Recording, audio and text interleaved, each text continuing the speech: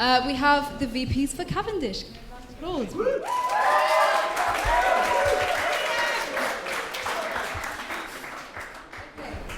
So, yes, would you first like to introduce yourselves? Hello there, my name is Adeel Anwar and I'm a final year Business Information Systems student and I'm running for, obviously, Vice President of Cavendish. Hi everybody, I'm Miriam, Hanna. I'm the current Vice President of Cavendish and I'm running for my second term of office.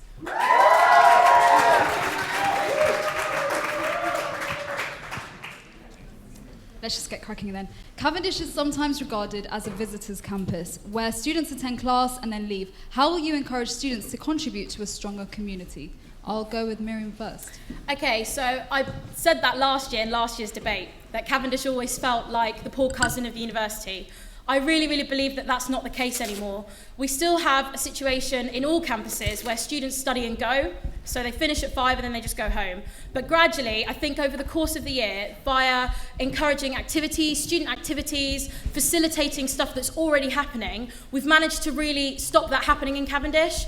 The social space plans are a big part of that as well, and I'm really happy to say that that's something that's already in progress. So by September next year, we should have something incredible in Cavendish, which I'm really, really pleased about. That was a big thing for me last year in the elections last year. So a combination of having our social space completed in September, but also continuing the encouragement of all the activities we've got going on, means that Cavendish is now as good, if not better, than any of the other campuses. Yeah. Okay, so in answer to your question, how do we exactly keep hold of the status of Cavendish and put it back on relation to obviously a brilliant campus like this as it is? For me, it's all about picking up the students as they come in and keeping with them on their journey through university as it is. It's 3 years of their life, and for me, when I come into Cavendish, my first day, I needed a sense of belonging. And if you don't have that, it's really hard to get on. And so for me, it's about bringing them into the union in numerous different ways.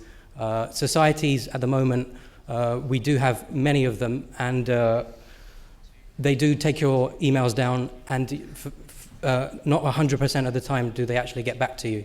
For example, in Cavendish, I'm quite a sort of avid I love playing five-a-side football, and I wanted to join in with the Harrow crowd. Someone took my details down, but they didn't get in contact with me. It's about securing a sense of belonging. How would you do that exactly? Sorry, guys. I completely appreciate where you're coming from, and I think that again that is something we achieved this year with the Great Start project. So the fans, who were amazing students who gave up their time at the beginning of the year to help induct new students. I still see them meeting up now. They're fans and they're fanettes, as we like to call them, which is obviously fantastic news. And as we go through the years and progress, that will happen more and more. But quantifiably, how would you actually do anything more? Okay. I appreciate that obviously there has been a lot of work put into it, but I feel it should be a God-given right for everyone to expect a sports service, and it shouldn't be down to students to actually sort of help, as in, you have the university itself, it's an institution. These facilities should be already there, not for us to sort of sort out ourselves.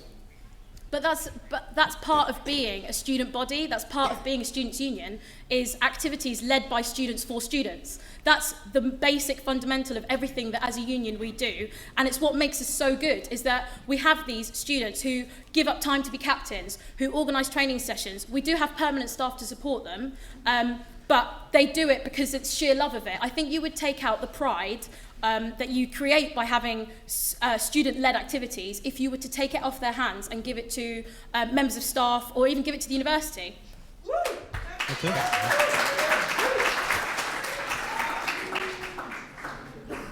Adeel, do you want to come back on that? So, yes. For me, when I first sort of got into the university and the societies and things, I felt obviously, yes, I want to take part, but I didn't see initially that there was support, like a support network for that to exist. It has slowly come along, but it still feels that the union itself is sort of trying to institutionalize itself, be by itself as it is, and not everyone actually interacts, because as we say, the original question is, why are we a visitors uni? And for that, it's just sort of about keeping connected to them, and it just needs to sort of move on from the SSAs have done brilliant work, and it's about how can we keep that up and. Okay, Adeel, Cavendish is changing from 2 schools to a faculty of several departments. Yep. How will you make sure this transition is not stressful for students? I'd say sort of, obviously, you need the support network with the lecturers as it is. Each lecturer or course leaders as it is has obviously a particular responsibility. It's about ensuring that they take sort of consideration as there are changes. Changes affect all students, whether small or big, and when things are changed, not everyone is used to that change. It's about keeping that constant communication, and for Cavendish, being it sort of a quite modern campus as it is, it shouldn't be a difficulty. So what do you think that means for students moving from 2 schools to 1 faculty? What do you think what are the challenges that you foresee? There will be a lot of sort of obviously conflicts of interests between different schools. Each person will have a certain number of interests that need to be obviously brought together. In bringing them together, for example, you've got life sciences and ECS. The ECS itself is completely it's one of the most diverse sort of societies as we have, and life sciences again, they're completely different, and sort of the challenges that you get from that, you get a lot of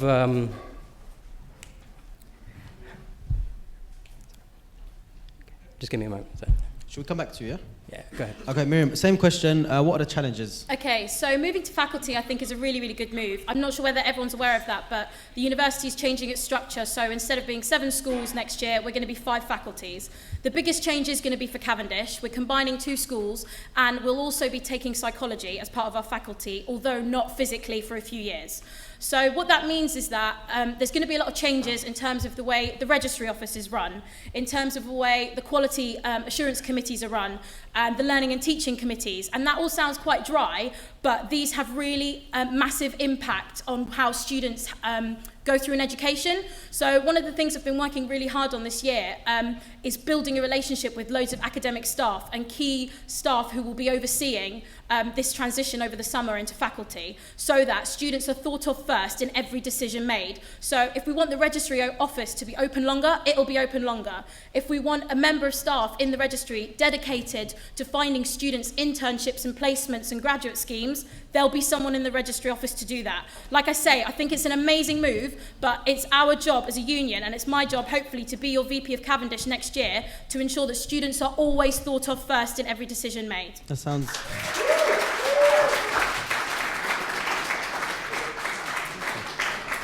We'll let Adeel come back. Okay. Obviously, for me, it's a bit of a sort of transition. I've actually been in an internship, and I've come back to Cavendish. I just want to sort of quickly ask Miriam directly, what sort of actual real-world change have you actually brought to Cavendish in the previous year of your running? Because from me coming back as an intern student, when I look at Cavendish, I see that absolutely nothing has changed apart from that there's a front-facing SU office. And on top of that,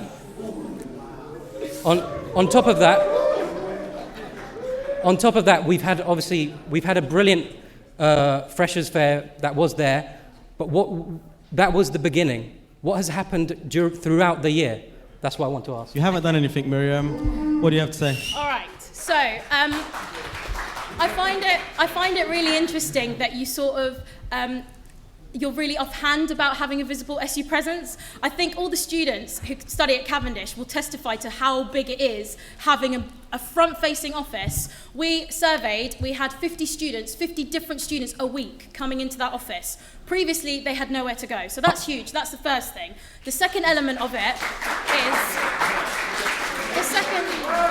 The second element that SU office allows us to do is lots of other things to go with it. Okay. So we set up the ECS Society, which is run by a fantastic committee now. They got 110 sign-ups in Freshers' Fair alone, which again is another big pride exercise. We had more sign-ups for sports teams and societies than we ever had. We supported them. Let me finish. Okay. We supported them through the year. There have been more activities, more events happening at Cavendish. We set up the SSA. Miriam, in fairness, this was his question. I asked you a quick question, so this was his point actually. So he can, if he wants to ask another question or if he wants to make another point, he can do that. Okay, so fair enough. You've set up those sort of systems. They're in place. Yep. You've taken down details of students. What have you done from them? Because I don't see anything. Okay, well, if you'll let me finish, there's no taking down of details of students from my part, because as I think most people are aware, the SU as a separate body does not have access to students' emails and Blackboard and all that sort of stuff. So our communication relies on all our social networking tools. We have been going really, really hard as an SU level and also at an SSA Cavendish level to promote the activities around the university. We have had plenty of society events. We've been running campaigns. We ran the Respect campaign. We've got ATMs on campus. I find that hard to believe that that's not a big change, because that's been something we've been banging on about for years. We've campaigned to change the fit to sit. We're campaigning for anonymous marking at the moment, so make sure you all sign your postcards. The next week we are going to have the biggest event that Cavendish has ever seen, which is the Science Festival. I've been working on it the entire year, and I hope to see you down there because I think it'll be amazing. So I would. We've also, can I just, okay.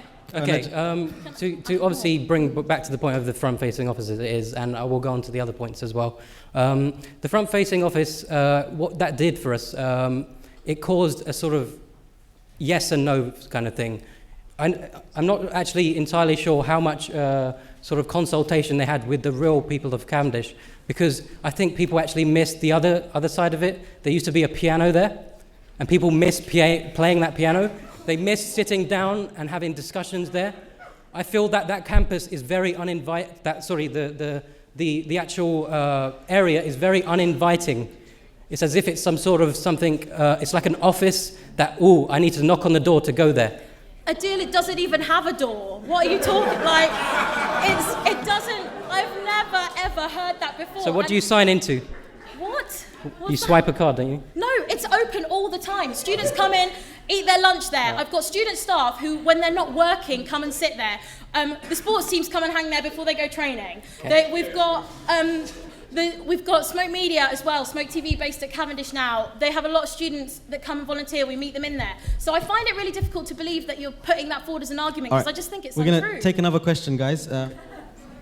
In your manifesto, Miriam, yeah, you talk about the possibility of getting students discounted computer software. Yes. Clearly, this is a popular proposal, but is it realistic, or are you making superficial promises?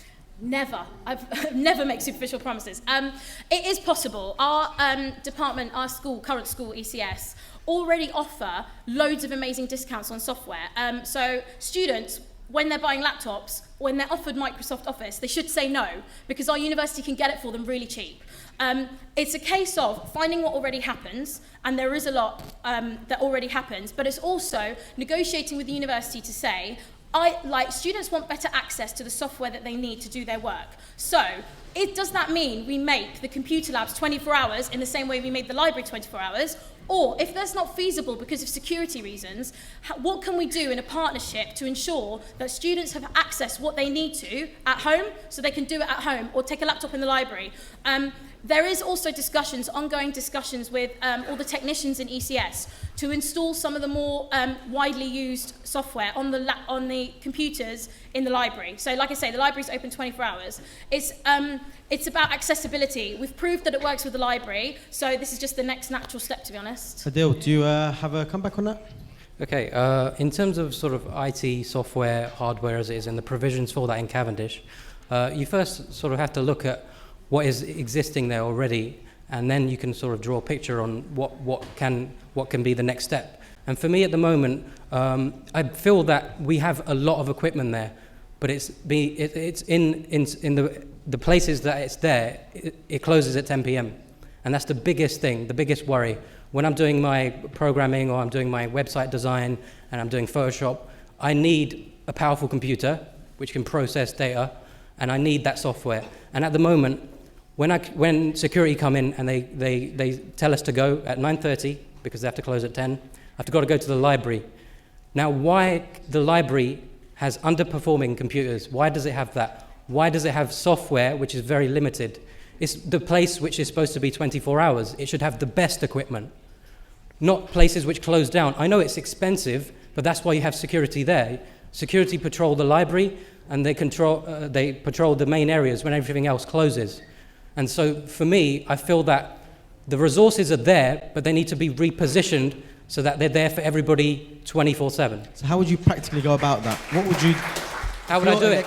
First of all, I'd look at every spec of the systems that we have there, and I will look to see which ones need to be repositioned. For example, there are no Mac labs as it is.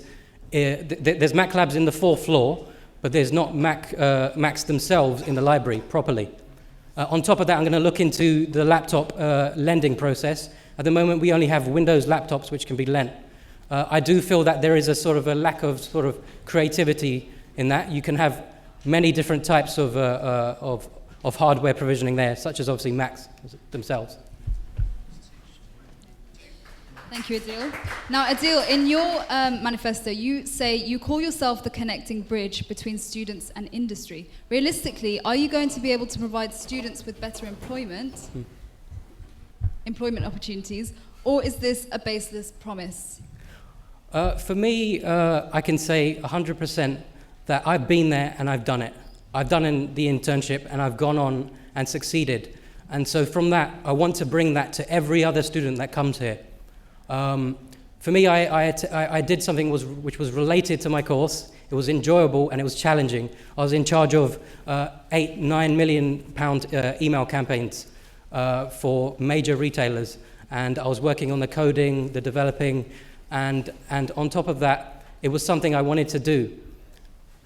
For people of the sort of Cavendish and the rest of the University of Westminster, there needs to be that person that can go and talk to the industry, and we need people, specialists, people put in place that know their stuff, that can go into industry, and obviously one of my points on that is actually the adventure and trip section on one of my policies. It wouldn't be in your one here because I've just sort of done a quick redesign here. Basically, it means that we go on these trips, we scout good places. There's many different organizations, your Googles, your Microsofts, all of them, they do have provisions for trips where people can be led around campus tours, and you can meet your future industry, where you want to be after you've done your university.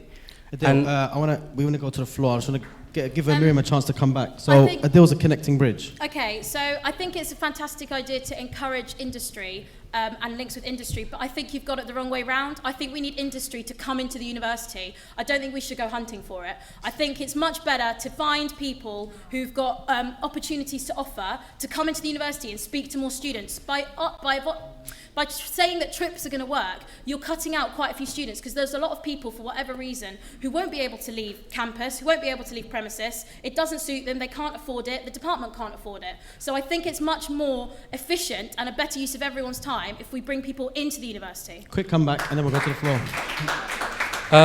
In reply to that, I'm going to say this is as simple as it is. When you're in university, you're in university. When you're at work, you're at work. And where everybody has hopes, dreams, and ambitions of going somewhere. And for me, the best place is to be there and experience it and feel that you can be like the future leader or the future programmer, the future designer or architect or what it is good enough, but to... Go on, sorry. I was going to try and get some questions. We're running really short on time. Guys, questions from the floor. Anyone? Behind you. Good afternoon. The first goal on your manifesto says you'll bring synergy between all campuses. What do you mean by that and how? Sorry, could you repeat that? Sorry. Bring synergy between all campuses by understanding the needs of people and their demands. So I'll take a note of that. Okay. I'm going to try and take a few questions. Have you got any other questions? Any other questions? Any other questions? Any other questions? It's kind of a question of the last comment. With the job market the way it is, how do you propose that companies will come in and headhunt students? Any more questions, guys? This one's to you, Adeel. I understand you've run before in the election, so this is not your first time. So my question is, how are you going to gain the trust of the students in order to vote for you? What will make you unique this time around? Any more questions, guys? If not... Yeah, you're correct. There's been a bit more participation, and a lot of people are visiting the pod at Cavendish, but it can seem a bit cliquey. So of course we've got people coming in, but how do we stop people from feeling intimidated? Because there are some people who work for the SU or some sports team, so because they're not part of those groups, they don't feel too welcome.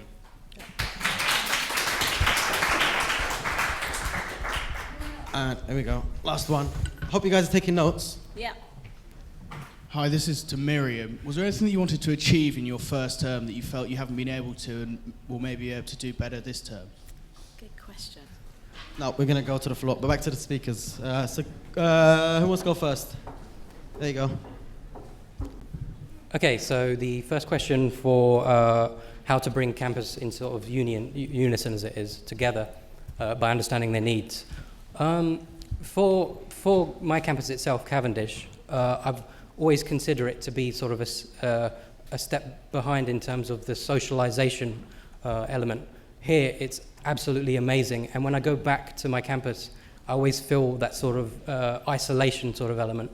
And I actually have studied at all three, because my course is like sort of the diverse of them, it's the BI and the I and the S. And what I feel is that Marylebone obviously is entirely entrepreneurial. Here we develop all the thinkers and sort of the people who ask the questions. And in Cavendish we have obviously the techs and the people that want to research and go through, not saying that every other campus does it. And I want to bring forward sort of Adeel, if you could try and go through all the questions that were asked, because we've got 3 minutes for both of you, as in total. Yeah, so it's involving around all of those sort of elements. I want to bring them together, and one of the ways is the sort of the challenges that we have, set people challenges which are unique to a particular campus. However, everybody can collaborate together. All right, and just moving on for the jobs market, which was my man over there. For the jobs market, you felt that it's difficult at the moment for people to come in and need you to be really quick, yeah? really quick. Okay, quick reply. Okay. It's mainly about getting out there and having a presence for our university. We do not want to lag behind people like the UCLs, all of them. They're always doing this all the time. Finally,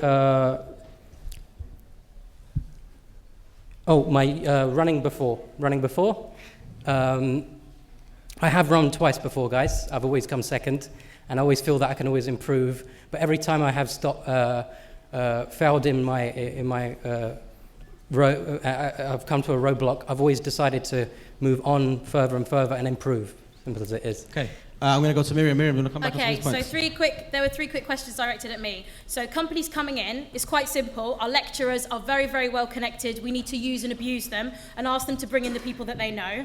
Second question was the pod's slightly cliquey. I don't feel it is, because I feel like I've got a different group of people in there every day. It's not the same sort. And if anyone feels like not welcome, I'm really, really sorry for that, because the music's always on, the door's always open. I never stop anyone coming in and out. It's their space as much as it is mine. And I truly, truly believe that. I'm not just saying it.